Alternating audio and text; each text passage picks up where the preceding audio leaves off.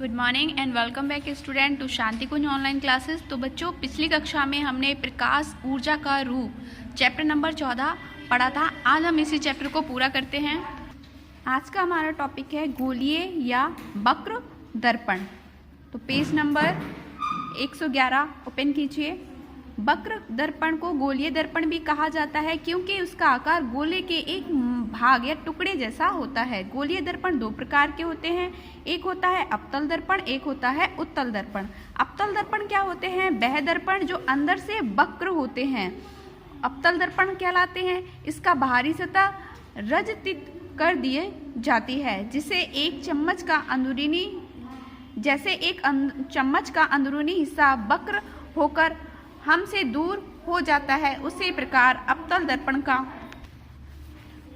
दर्पण का अंदरूनी हिस्सा वक्र होकर हमसे दूर हो जाता है। अवतल दर्पण का उपयोग शेविंग दर्पण में किया जाता है। स्टेनलेस स्टील का एक चम्मच लीजिए। यहाँ एक क्रियाकलाप दिया गया है, आप इसे कर सकते हैं। आप अब इसमें अपना चेहरा देखते हैं तो आपको कुछ समझ में आएगा। वैसे ही अवतल दर्पण वर्क करता है। उत्तल दर्पण कैसे होते हैं? वह दर्पण जो मध्य में उथला होता है, यानी अगर हम उत्तल दर्पण बनाएंगे तो इस तरह से ये बीच में उथला हुआ होता है और जिसका अंदरूनी भाग बाहर निकला रहता है, उत्तल दर्पण कहलाता है।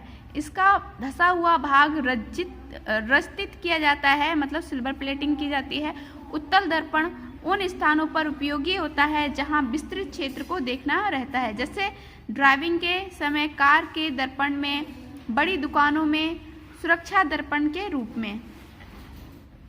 वास्तविक एवं आभासी प्रतिबिंब। किसी दर्पण की सतह समतल या वक्राकार हो सकती है। प्रतिबिंब का गुण दर्पण की प्रकृति पर निर्भर करता है, अर्थात वह इस बात पर निर्भर करता है कि दर्पण समतल है या गोलीय।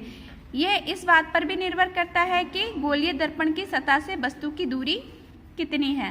समतल गोलीय दर्पण से बनने वाले प्रतिबिंब दो प्रकार के हो सकते हैं, एक वास्तविक और दूसरा आभासी।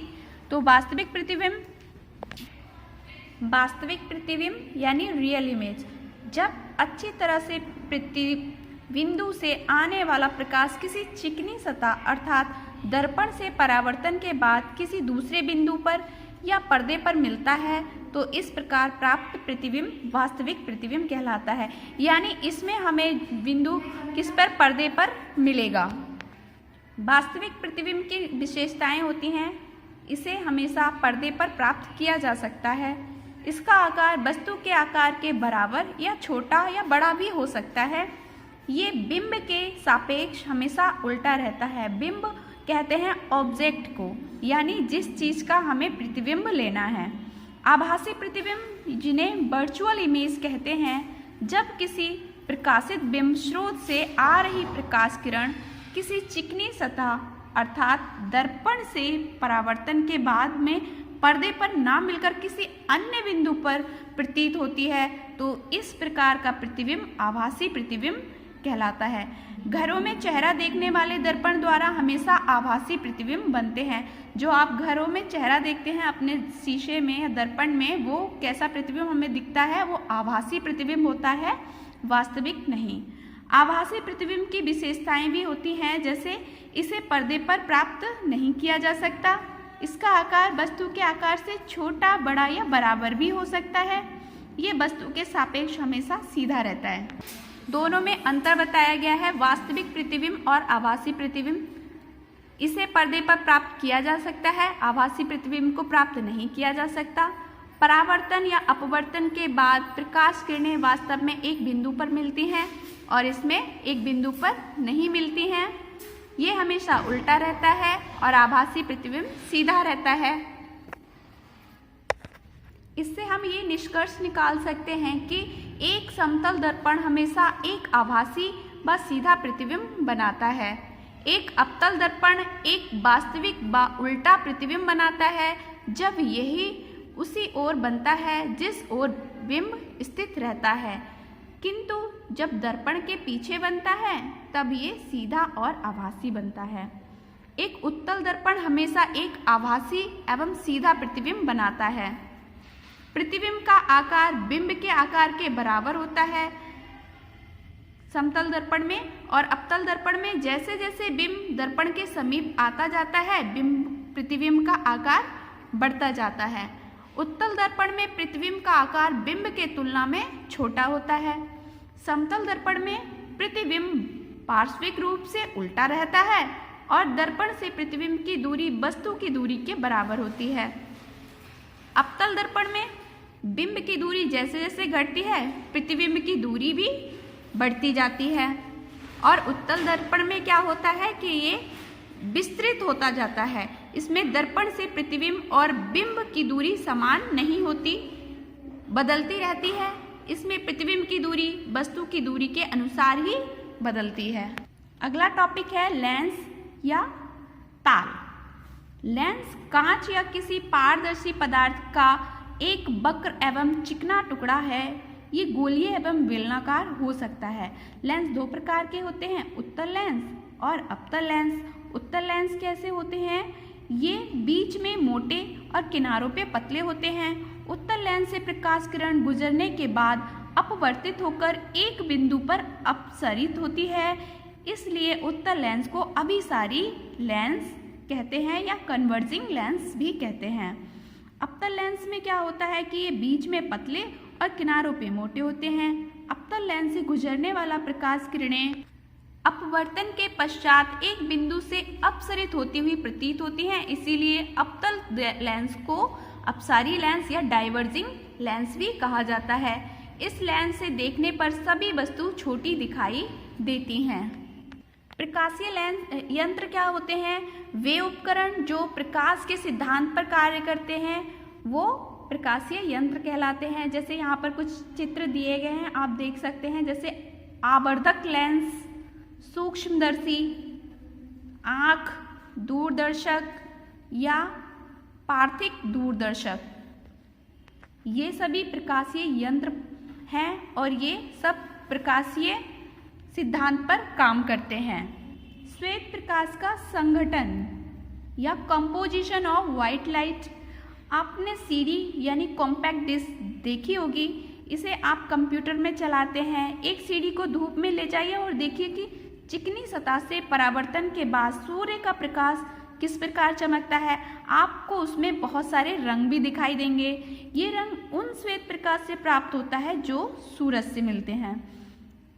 श्वेत प्रकाश के कई रंगों का संगठन है। जब ये रंग आपस में मिलते हैं तो श्वेत प्रकाश बनाते हैं। न्यूटन का एक वर्ण चक्र भी होता है जो कि सीडी के रंगों को दर्शाता है। श्वेत प्रकाश में विभिन्न रंगों को देखने का एक सरल उपाय है कि श्वेत प्रकाश को एक प्रिज्म से गुजारा जाए। प्रिज्म श्वेत प्रकाश को इसके अवयवी रंगों में, यानी जितने रंग इसमें हैं, 7 रंग जो होते हैं इंद्रधनुष के, वही रंग इनमें भी होते हैं और वही रंग हमें प्रतीत होंगे। वह वर्णपट या स्पेक्ट्रम मनुष्य के आँख द्वारा देखा जा सकता है, उसे दृश्यमान वर्णपट कहा जाता है, जिसे बोलते हैं स्पेक्ट्रम। ये रंगीन दिखता है। जब सूर्य प्रकाश जल की बूंदों पर पड़ता है तो आकाश में इंद्रधनुष होता है। आपने बारिश के बाद देखा होगा कि एक इंद्रधनुष आकाश में बनता है और उसमें 7 रंग दिखाई देते हैं। और वो 7 रंग कौन कौन से होते हैं? बैगनी यानी वॉयलेट, नीला यानी ब्लू, पीला यानी येलो, लाल यानी रेड, आसमानी इंडिगो, हरा ग्रीन, नारंगी ऑरेंज। इस क्रम को आप एक शब्द है बिबग्योर द्वारा भी याद कर सकते हैं। तो बच्चों, यहाँ हमारा चैप्टर कंप्लीट होता है। अब हम करते हैं प्रश्न उत्तर। पहला प्रश्न है, प्रकाश ऊर्जा का एक रूप है जिसे हम जब किसी वस्तु पर प्रकाश पड़ता है तो हमारी आंखें उसे देखती हैं, कैसे? तो बच्चों, इसके लिए आप लिखेंगे बल्ब एक अदृश्य ऊर्जा उत्सर्जित करता है जिसे प्रकाश कहते हैं। यहाँ से लेकर आपको इसमें लिखना है कि आँख चारों ओर की वस्तुओं को देखने का सिर्फ एक साधन है। ये कंप्लीट करेंगे।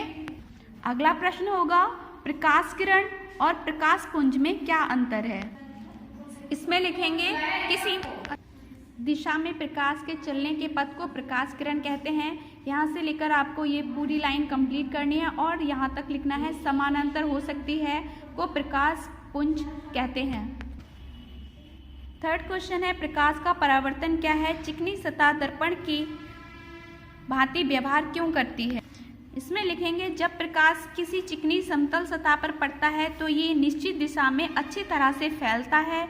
ये परिघटना परावर्तन कहलाती है और चिकनी सतह को परावर्तक सतह या दर्पण कहा जाता है। इस प्रकार प्रकाश का परावर्तन वह परिघटना है जिसमें एक प्रकाशीय माध्यम में चलती हुई प्रकाश किरण किसी सतह से टकराती है और एक निश्चित कोण पर मुड़कर उसी माध्यम में वापस लौट जाती है। अगला प्रश्न है, समतल दर्पण द्वारा बनाए गए प्रतिबिंब की क्या विशेषताएं होती हैं? तो इसके लिए आप लिखेंगे, पहला पॉइंट लिखेंगे, एक समतल दर्पण हमेशा एक आभासी व सीधा प्रतिबिंब बनाता है। फिर लिखेंगे प्रतिबिंब का आकार बिंब के आकार के बराबर होता है। थर्ड पॉइंट में लिखेंगे प्रतिबिंब पार्श्विक रूप से उल्टा बनता है। फोर्थ पॉइंट में लिखेंगे दर्पण से प्रतिबिंब की दूरी वस्तु की दूरी के बराबर होती है। क्वेश्चन नंबर 5 है, लेंस कितने प्रकार के होते हैं? आरेख द्वारा दिखाइए। इसमें लिखेंगे लेंस दो प्रकार के होते हैं, उत्तल लेंस में आपको ये कंप्लीट करना है, भी कहा जाता है तक। फिर लिखना है अवतल लेंस में आपको यहाँ से लिखना है, अवतल लेंस बीच में पतला और किनारों पे मोटा होता है, से लेकर डाइवर्जिंग लाइंस भी कहा जाता है। और उसके बाद आपको ये वाला चित्र भी बनाना है। और इसका अगला प्रश्न है, प्रकाशीय यंत्र क्या है? इसके कुछ उदाहरण दीजिए। इसमें आप लिखेंगे प्रकाशीय यंत्र वे उपकरण हैं जो प्रकाश के सिद्धांत पर कार्य करते हैं। यहाँ कुछ सामान्य प्रकाशीय यंत्र दिखाए गए हैं, आपको इनके बस नाम लिखने हैं। आवर्धक लेंस, सूक्ष्मदर्शी आंख, दूरदर्शक और पार्श्विक दूरदर्शक। अब है रिक्त स्थानों की पूर्ति कीजिए। पहला प्रश्न है, अनगिनत प्रकाश किरणों के समूह को प्रकाश पुंज कहा जाता है। सेकंड में लिखेंगे परावर्तक सतह एक चिकनी सतह है जो कि अपने ऊपर पड़ने वाले प्रकाश किरण को पुनः उसी दिशा में लौटा देता है जिधर से वह आती है। क्वेश्चन नंबर 3 है, प्रकाश के चलने के पथ को प्रकाश किरण कहा जाता है। फोर्थ में लिखेंगे उत्तल लेंस को अभिसारी लेंस भी कहा जाता है। फिफ्थ में लिखेंगे वह दर्पण जिसकी परावर्तक सतह धसी हुई है अवतल दर्पण कहलाता है। 6 में लिखेंगे उत्तल लेंस मध्य में मोटा एवं किनारों पे पतला होता है। अगला प्रश्न है, निम्नलिखित में अंतर बताइए। पहला प्रश्न है, बिंब एवं प्रतिबिंब। इसका आंसर लिखेंगे जब हम मोमबत्ती को रखें उसे बिंब कहा जाता है, अतः दर्पण या लेंस में वस्तु या बिंब को स्पष्ट प्रदीप्त दृश्य प्रतिबिंब कहलाता है, यानी इमेज प्रतिबिंब होती है और ऑब्जेक्ट बिंब होता है। अगला प्रश्न है, वास्तविक एवं काल्पनिक प्रतिबिंब। तो इसके लिए आपको ये टेबल दी हुई है, ये टेबल बनानी है। अगला प्रश्न है, आपतित किरण एवं परावर्तित किरण। तो आपतित किरण में आप ये लिखेंगे कोई किरण जो किसी सतह से आकर टकराती है आपतित किरण कहलाती है। और परावर्तित किरण में लिखेंगे वह किरण जो सतह से टकराकर वापस लौटती है परावर्तित किरण कहलाती है। नेक्स्ट है, अवतल एवं उत्तल दर्पण बताने हैं। तो इसके लिए आंसर लिखेंगे वह दर्पण जो अंदर से वक्र होता है अवतल दर्पण कहलाता है, और वह दर्पण जो मध्य में उथला रहता है अर्थात जिसका अंदरूनी भाग बाहर निकला रहता है उत्तल दर्पण कहलाता है। अगला प्रश्न है, पदों को परिभाषित करना है। पहली परिभाषा लिखनी है आपको प्रकाश की। तो इसमें आप यही लाइन लिखेंगे, बल्ब एक अदृश्य ऊर्जा उत्सर्जित करता है जिसे प्रकाश कहते हैं। या फिर आप ये भी लिख सकते हैं, प्रकाश ऊर्जा का एक रूप है जिसे हम अपनी आंखों द्वारा अनुभव करते हैं। अगला प्रश्न है, समतल दर्पण। इसमें लिखेंगे चिकनी सतह को परावर्तक सतह या दर्पण कहा जाता है। न्यूटन का वर्णचक्र। इसके लिए आप ये लिखेंगे, श्वेत प्रकाश में विभिन्न रंगों को देखने का एक सरल उपाय है कि श्वेत प्रकाश को एक प्रिज्म से गुजारा जाए। प्रिज्म श्वेत प्रकाश को इसके अवयवी रंगों में विक्षेपित कर देता है। और आपको ये न्यूटन का वर्णचक्र का चित्र भी बनाना है। अगला प्रश्न है, आपतन बिंदु। और इसके लिए लिखेंगे दर्पण पर वह बिंदु जहां प्रकाश किरण टकराती है आपतन बिंदु कहलाता है।